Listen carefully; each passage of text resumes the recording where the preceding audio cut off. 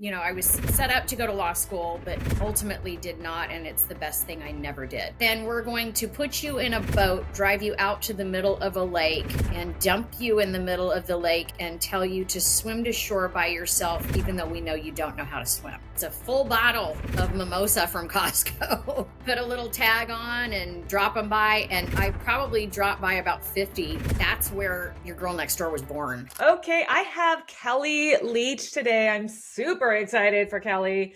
She is a powerhouse agent. When I'm saying powerhouse, I am not joking. She's a powerhouse in Merced, California. She is a Disney extraordinaire. Like, I've never met somebody who knows Disney as much as her, but not only does she love Disney, she brings Disney into her everyday life. She brings magic into everyone that she touches, her clients, all the people around her.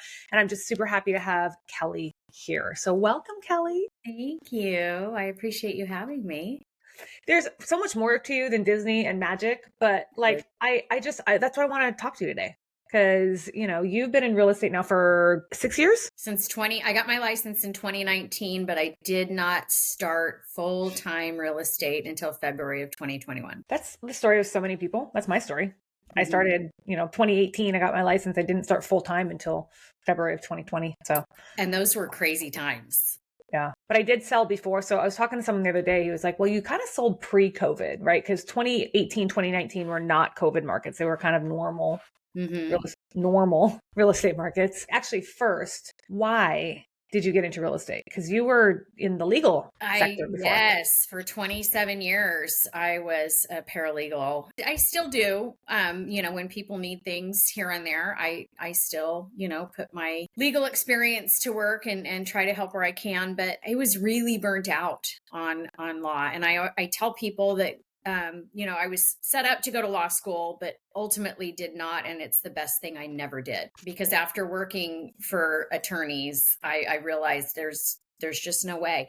So there was always a thought in my mind that I needed an exit strategy. And initially my exit strategy was to do loan signings.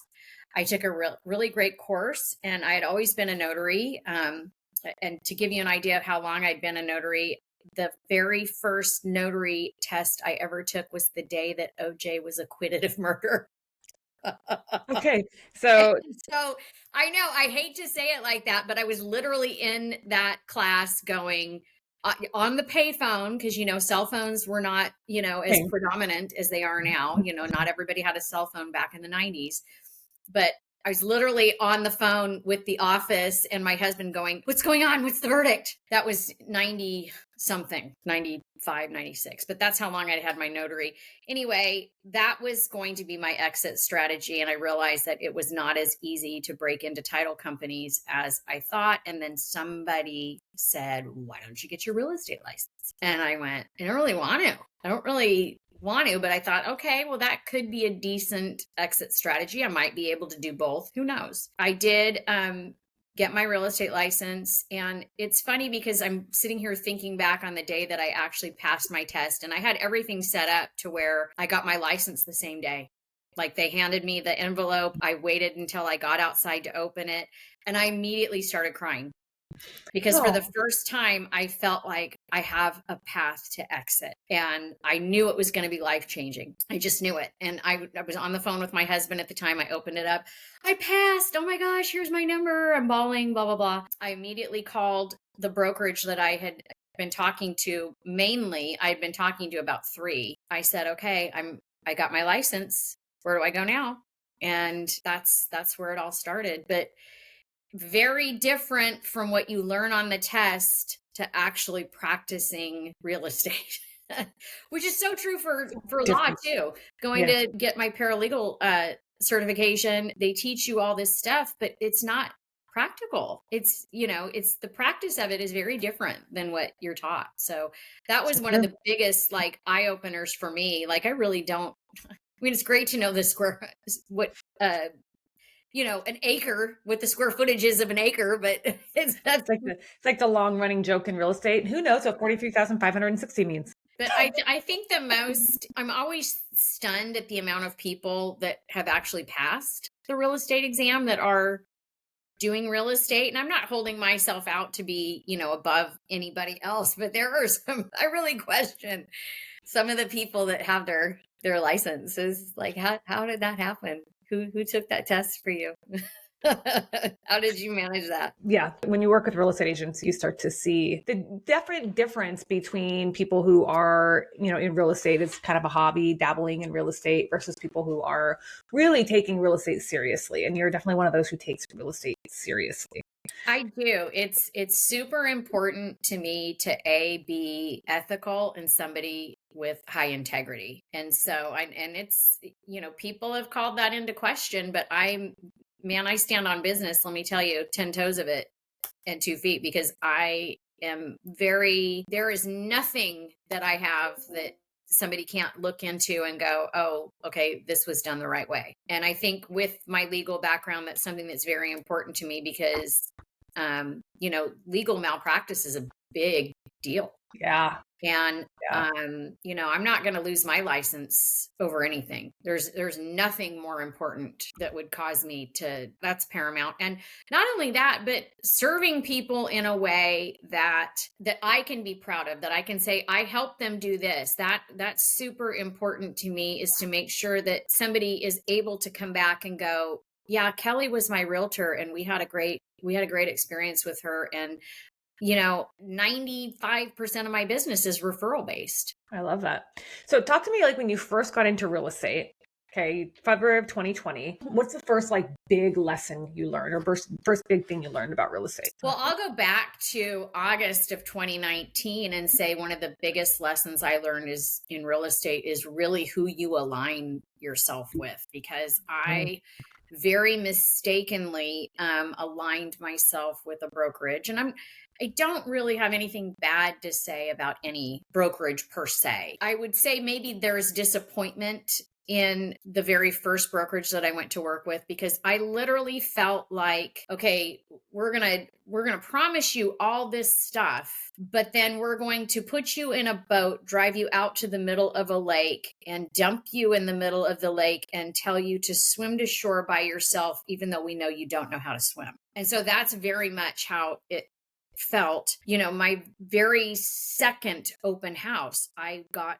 clients, my very first listing and my very first closing on the buyer side, and they had a house to sell, and we wrote the offer, and I had no freaking idea what any of this stuff meant. 10 pages of a purchase agreement. I'm like, what does it all mean? And I called my manager and I'm like, I need some help. What? I've never done this before. I need somebody to walk me through it. She literally gave me about 5 minutes and said, this looks okay. And I'm like, what would I do? I take it seriously, going, this is my name to this. Is this the right thing for them? Is it the right thing for me? And just not having that support. So aligning yourself with a brokerage that's really going to stand behind you and support you and train you is so super important. And I wish I had really done my homework instead of listening to just 1 or 2 people. I wish I had really done more homework. I was at that brokerage until January of 2021, and there was no way for me to stand out there. There just wasn't. I was lost among the crowd. There was really nowhere for me to go, no way to propel myself. I just didn't see a path forward with that brokerage. And so I went to Next Door Real Estate Professionals, which is a boutique brokerage, and it was run by my good friend Eric Ham in Merced, and he took over a Century 21 brokerage and didn't want to be affiliated with Century 21, but that's where your girl next door was born. I initially thought, okay, I've got to find something to help me stand out. Who am I really as a realtor, or who am I as Kellie in this arena? How do I best serve people? And that is literally, they had no girl next door at Next Door. So I said, I am your girl next door. It didn't make any sense. That is where your girl next door was born. And I really just said, this has to be me. And so who is Kellie? Well, Kellie is somebody who's incredibly generous, not only with time, but with stuff. I'm a gifting type of person. I love to make people happy. I love to surprise people. And I have been called the queen of the pop by because I've got a whole thing over here. And before I left Keller Williams, they asked me to actually teach a class, and it was called The Art of the Pot Buy. And so I went through and I, taught about how I put them together, where I get my inspiration from, how to keep it budget friendly, anywhere from $7 to $10 a gift, and how I plan it out, so that it's very strategic, it's very meaningful. It's not just a bunch of crap that, somebody's going to go, oh, the hell, why'd she drop this off to me? Something that's really going to make somebody feel important. I'll tell you, one of my biggest lead generating pop buys is my mimosa. Every May, they're about $8 a piece. And it's a full bottle of mimosa from Costco Okay. that I put a little tag on and, drop them by. And I probably drop by about 50 to past clients in my sphere that are moms, and people absolutely love them. I get so much play on social media from it. People are posting them, and above all the marketing stuff, it's something that I get to do for my mom clients that make them feel special, because I'm a mom. I get it. Moms need to feel special. They do. They do. And you said two things there that I want to touch into further. Okay. I told you I was going to do this. So we started out by talking about how you bring magic to everybody. And I think what you just said was like the art of the pop by. That's literally magic, right? Because a lot of people will not do a pop by anymore because, I mean, let's be real. Sometimes do people really want you to show up at their house? There's a lot of thought, a lot of limiting beliefs, and a lot of reasons why people won't do it. But you've done that, and you've done it consistently, and your business is 95% referral because of that. Like, did you start out just being this pop by queen, or what made you kind of want to explore this path of, building this referral based business? January of 2020, I was introduced to Brian Buffini. It was funny because one of the managers at my first brokerage that I was with, and I'm not saying the name on purpose because I don't want to bash, but if you know me, you know where I come from, so figure it out. And it doesn't matter. Anyway, one of the managers was like, oh, I've been to his seminars. This is what really helped me. This could help you, blah, blah, blah. So I went to a mastermind for Buffini. By the way, that was my very first Buffini event, also was a mastermind in Seattle. And I totally bought into it. I bought into Ninja, which I still integrate a lot of Ninja tactics in my business. It's not exactly how Ninja is, but there are elements there. So, and there are still elements of Buffini coaching that are still there. But the buy-in to the entire platform just wasn't there for me, but I'm happy to glean, grab certain things and implement them into my business to make it completely mine. But that is where that came from, because Brian Buffini, the gift equity, it made sense to me, and it's something that fits my personality. So I choose to still implement it. And that you said something really important, and that was like you glean bits and pieces from, various coaches or various, classes or mentors, trainings, whatever, to make your business your own. Right. And I think that's part of the reason that you have the success that you have. Walk me through your path of success, like your first year. How many houses did you sell? What was the progression the next year? And then where are you at today? Well, my very first year, I sold, I think, 6 houses. Which in Merced, that could be a pretty good income, I think, right? I think so, especially since technically I was still kind of working full time at something else. And it wasn't until somebody said something to me that was life changing, but it hit me right between the eyes. And he said, you have to decide on something. Do one thing. You either do this or do that, but you're not going to be able to be successful at one or the other until you commit to one. And so that is when I truly said, okay, I have to go all in on real estate. And I did. That was very life-changing for me. And that was in February of 2021. And from there, I think 22 was probably one of the hardest years for me. I think I only sold like 8 or 10 houses just because of what was going on with interest rates. And, they shot back up and their inventory was still really low, and everybody just kind of went, in 2023, things picked up again. And then 2024, I ended up doubling what I did in 23, and I'm on track to double that again. So, and you've closed this year, I think you've already closed 17 or 17 this year, right? So and you have another 10 that you're doing before the end of the year. 10 more on top of what I've got Yeah. in my So, pipeline right oh, now. wait. So you have because you have 10, you have a couple pending right now, 2 or 3 pending right now. I have two pendings right now. I've got two active listings. And then And then 10 I've more got, coming. yeah, I'm looking at my buyer list up here because I've got everything. I know nobody can see this, but I've got everything posted, so that I can see it. I've always got to have eyes on my business. My Excel is always open because it's always important for me to look at what I've Yeah. got and look at who I need to talk to, who's hot, who's pending, who's, getting ready to be hot, that kind of a thing. Yay, there's nobody still hot and confused. No, hot and confused. We don't want that right now. What do you think has been, I mean, because to go from, first of all, selling 6 in your first year is not bad at all. And only selling 8 to 10 your next year is still really good. So, because you got to think if we're just thinking in terms of average, and I know you are significantly above average, but the terms of average is back in, I think, 2022, the average real estate agent sold 2 homes a year in 2022. And so you sold 8 to 10, something like 8 or 10, right? Something So like that, yeah. 4 to 5 times more than the average real estate agent. Today, if you look at 2024, 75% of registered real estate agents didn't sell a single house in the previous 12 months. That's crazy. I might be getting these numbers a little bit wrong, but only like 5% of real estate agents sold more than 10 houses. Just kind of look at it like that, right? Like selling just 6 is still really good, especially if you also look at your price point. Because Merced, what's your average price point? Well, Merced Outwater's a little bit more. Outwater's about 441,000 is median. And I think Merced is around 425, 400, Okay. 425, somewhere in there. One of my houses in Atwater this year, we sold for 1.15. So, Right. there are those $1 million homes or those luxury listings out there. And I'm hopefully working up to that. I would love to do more of those. Much more But fun.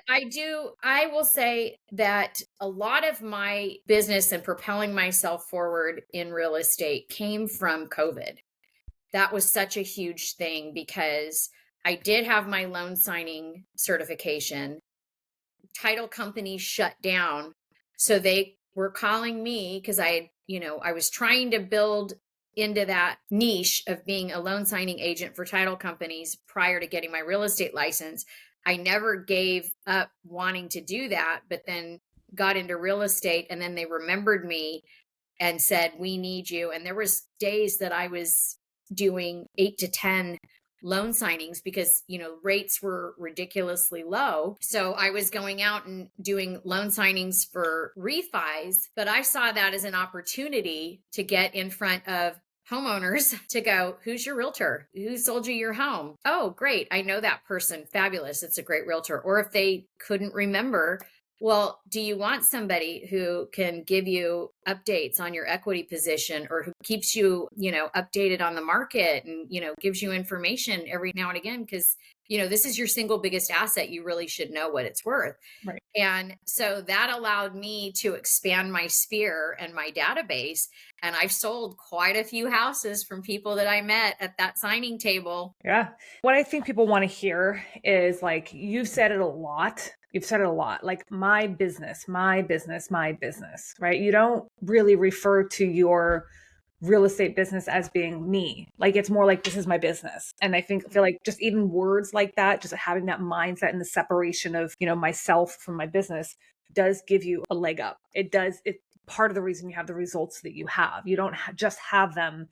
If you were just a real estate agent running around like a chicken with their head cut off, right? You would not have the results that you have. So you're very intentional about what you do. You do money-making activities every day. You literally bring magic into everything you. So I think your magic in Disneyland makes so much sense to me because it's just magic. You have a magic touch. Well, and it makes me happy. I mean, I had a client call me this morning that I sold her a house a year and a half ago and she's having an issue with solar. I'm grateful that she thought to call me and that I might have the answer to her problem. And again, this is somebody that I've stayed in touch with, that I take pop-bys to, Christmas cards. I make sure they get their pie invitation every year at Thanksgiving. I'm grateful that she called me to say, "Hey, we're having this problem. Can you look in your records and see if, there's something that we missed, or can you find this for us?" And this is why I don't delete emails. How many emails do you have in your inbox, by the way? Which Unread? one? Unread? Which inbox? How about the IYGND? I'm your girl next door. Probably about 3,600, which it is my goal to go through and get that dealt Can with. I give you a tip on how to make that like gone? I cannot hit delete. Oh, I know it's going to give you such bad anxiety, but trust me. Kelly, have I ever steered you wrong? no, you haven't. But this is what I'm afraid of, is that I haven't gone through and dumped all the transaction related emails into their folder so that I will be able to go and access those. This is why this gal called me today and said, I need you to find this. And I went through and was able to find a little bit of what she needed. I ended up having to call the other agent on the transaction to go, hey, reach out to your seller and figure this out for me. But that's another thing too, is to me, it's very important to have a good relationship with the realtor on the other side of the transaction, not only just to foster goodwill, but the really good agents, and especially the good agents that are good to each other, you're going to come in contact with them over and over again, because 100%. that means they're active, they're good at what they do, they're doing business, you're doing the same. You're going to do multiple transactions with the same realtors. So it's really important for me to foster goodwill, to be able to, I want somebody to look at the phone and see me calling and go, it's Kelly. I want to talk to Kelly. I don't want them to look at the phone and go, oh, shit, it's Kelly. I don't want to talk to Kelly. Right. And I think that's so important because you started out talking about how real estate was your exit strategy. Yes. Right. And now you've got to think about, in order to have an exit from real estate, right? Because you're not going to sell houses forever. You can if you want to, but I don't know a lot of agents who want to sell houses forever. Yeah, I really don't. I mean, I love what I do right now. Me too. It's fun, right? But that was one of the big draws. Well, first going to Keller Williams, because, you hear about profit share and all this stuff. And then you get there and you're like, this is really not what I thought it was. And then to be able to be introduced to EXP, I can say that, right? You said it, girl. Say it. I went to this one thing and I asked a question of another EXP agent. They're like, you can't mention your brokerage. And I went, why? That's kind of stupid, but whatever. I just want to make sure. I think they probably say that because a lot of people think as soon as you say a name of a brokerage, you're going to try to recruit. Is it against the law? And also you can just really be happy with your brokerage. Yeah, and I really am. You're allowed to be. You know what?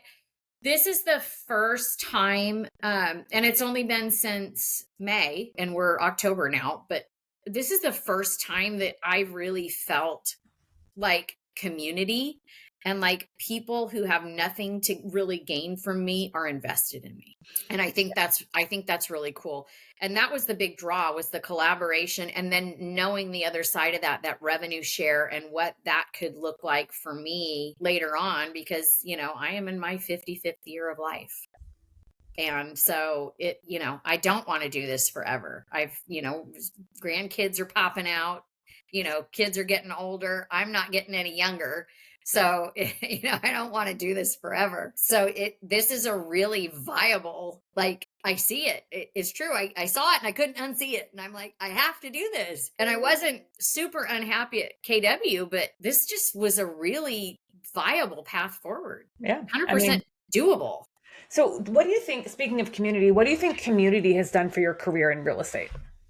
Oh my gosh, the level of willingness for people to share their strategies, share what they're doing, come alongside and help is unbelievable. And that's been a big game changer for me. A lot of the roadblocks that I had was I was aligning myself with people who were gatekeepers, and that was not good, because, you would try to be like, okay, well, let's collaborate about this, or let's talk about that. And people would automatically shut down. It's like, well, I'm not going to take your people. I mean, they're your people for a reason. If my clients go somewhere else, that's because they're not really my people. Right. 100%. What's your number one thing that you think most real estate agents do today that they should not do? You had no idea I was going to ask you this question, so you could not prepare for this. I've been asked this question. I've been on a few podcasts the last couple of weeks, and this is one of the questions I get asked all the time. So I'm just curious, what do other real estate agents think that other real estate agents shouldn't be doing? I see a few realtors that give me the ick, just pandering. Okay. I think you definitely have to be authentic and be true to yourself. And when you're not, it shows. So I think not being authentic is something people shouldn't be doing. Not being authentic. Okay. One of the other things that you do really well is you tend to avoid the shiny object syndrome. I mean, we all get it. Yeah, you might not see it, but I do. Because you also, like, I talk to a lot of real estate agents, lots.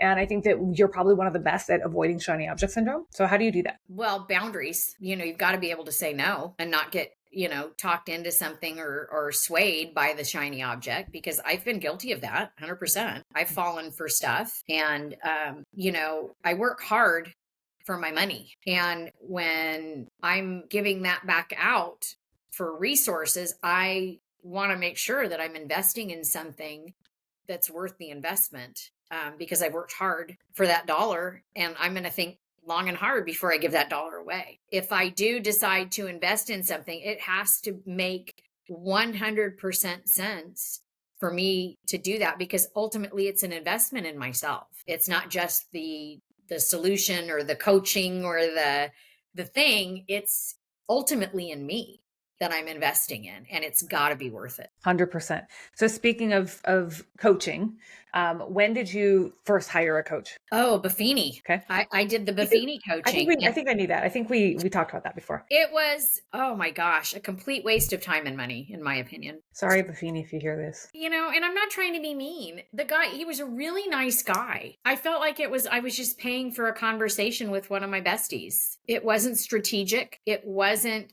motivating. It was just basically a gab session. And it's interesting. I talked to other agents about, and just who were interested in coming and coaching in our community. And a lot of them are coming from a one-on-one coaching experience. And I think you just nailed it when you just said it was like having a conversation with your bestie.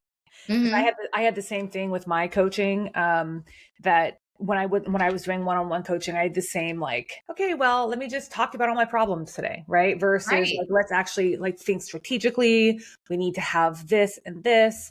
And also for me, it was kind of missing that like community, like you've said community a couple of times. So it's kind of missing like the community aspect until you go to like a live event or something, right? You don't even know who you're in a group with. You don't know who you're talking to. You don't know who else's coach is coaching.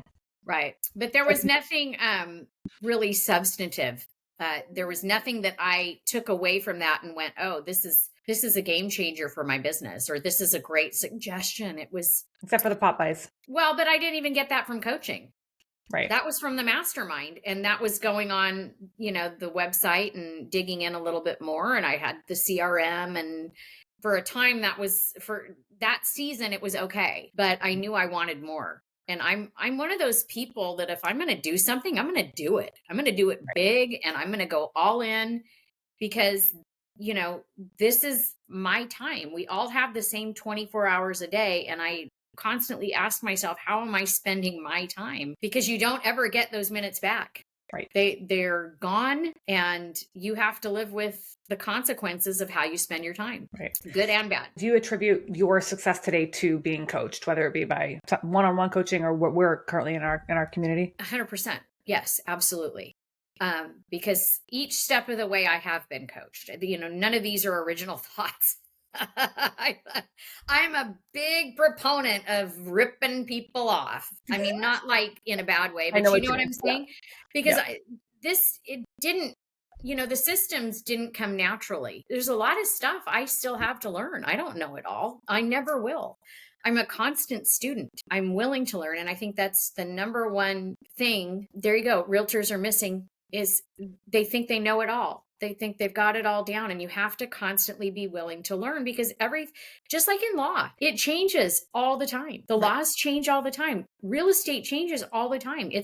Nothing is set. So you have to be willing to learn constantly. You have to be willing to adapt. And, I would say that, I will always be a student, and I will always want to be coached. And coaching has been a huge game changer for me. I had horrific call reluctance, and I still struggle with it. I get overwhelmed by, technology. I do. I'm savvy in a lot of spaces, but I get overwhelmed in a lot of spaces too. And that's when I just kind of throw my hands up and go, ugh. And this is what I love about your coaching is that you've got office hours and tech office hours, and there's always some place to plug in always and learn something new. And the other thing is like, you actually call reluctance. I knew that was a thing for you. But remember when we very first started back in October of last year? Yeah. It's been a year. Crazy. It's been a year. Yeah. So when we very first started in October of last year, I had you guys go do an exercise, and it was involved calling people. I still remember when you were like, oh my gosh, I called people and they wanted to hear from me. Yeah. And you're like, I just got a big ego boost. And I'm like, good, if that's all you got, good, just take the ego boost, right? But you got more than that, right? You like within the first 30 days of coaching, you had some results coming in. I did. Yeah. Yeah. So tell me a little bit about that. What I did was part of that exercise was calling past clients and doing that interview with them. Mm-hmm.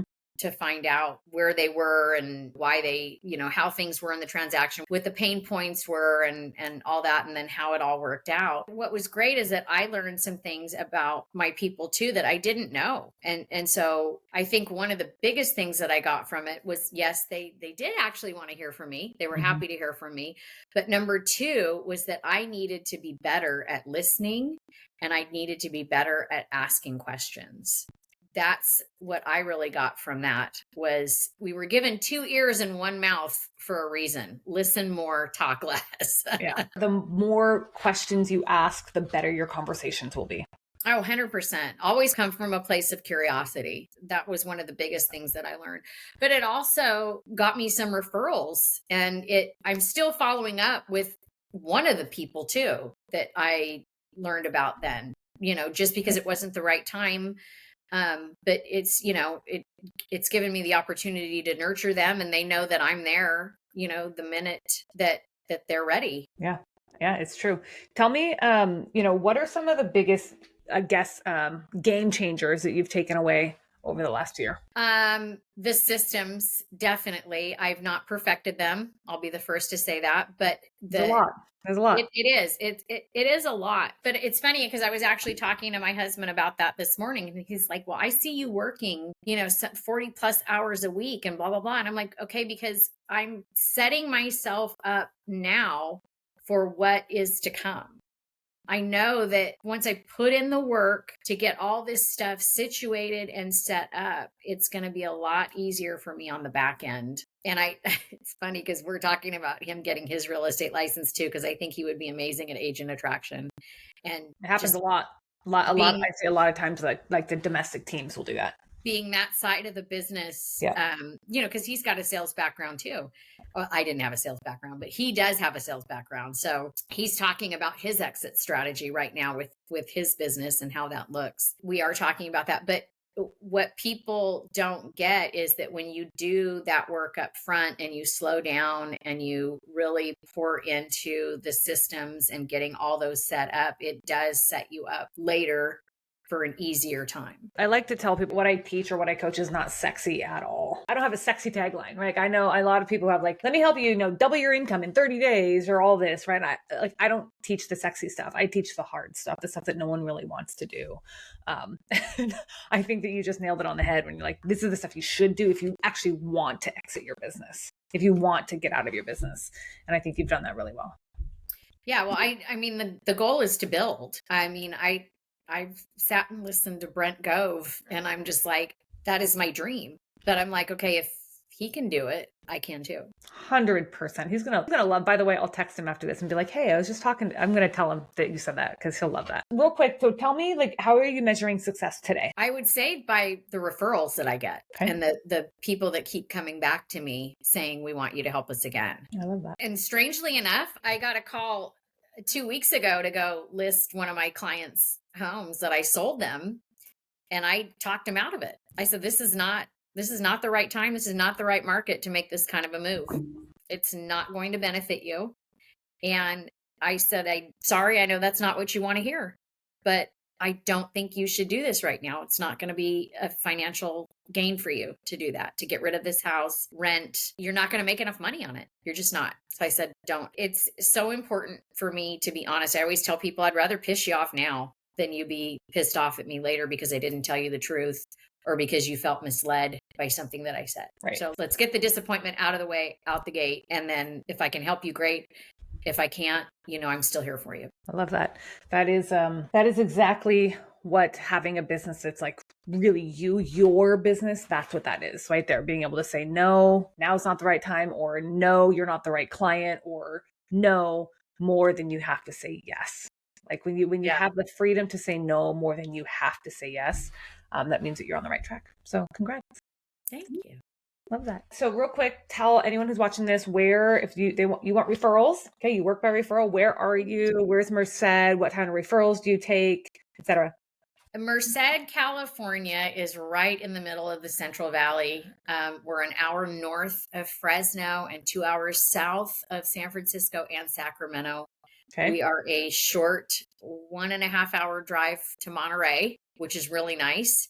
We're about an hour and a half from Yosemite. So it's an amazing place to live. It is affordable, and you are literally a day trip away from anywhere you want to go, basically in California, which makes it nice. I'm 5 hours north of Disneyland, which I'm not happy about. But anyway, I will make that drive any day of the week. I mean, as long as I have the time to go, I will go. I am an annual pass. I mean, how many times have you been in Disneyland this year? 10. And I'm going again October 16th. Okay. So I love it. And then already got a trip planned in December as well. It's who I am. It's, right. When you are able to, I mean, there's so many reasons I go, and I don't care what people say about me as a Disney adult. When you get to walk through the gates and leave reality behind for just a few hours, it's truly an amazing thing. There is a feeling that I get walking down Main Street in Disneyland that I don't get anywhere else. There's a feeling I get when I go to Florida to Disney World that I don't get anywhere else. And I would liken it to handing over keys to a brand new property to a buyer. That's what it is, that feeling. And it's a feeling I will always chase. I do love the feeling of handing keys over to a new buyer for sure.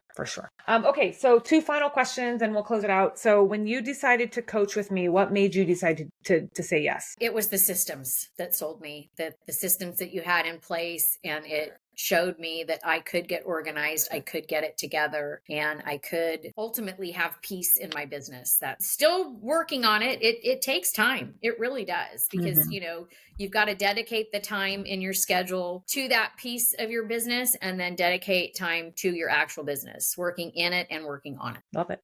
And the final question is, was there anything that made you almost not want to buy?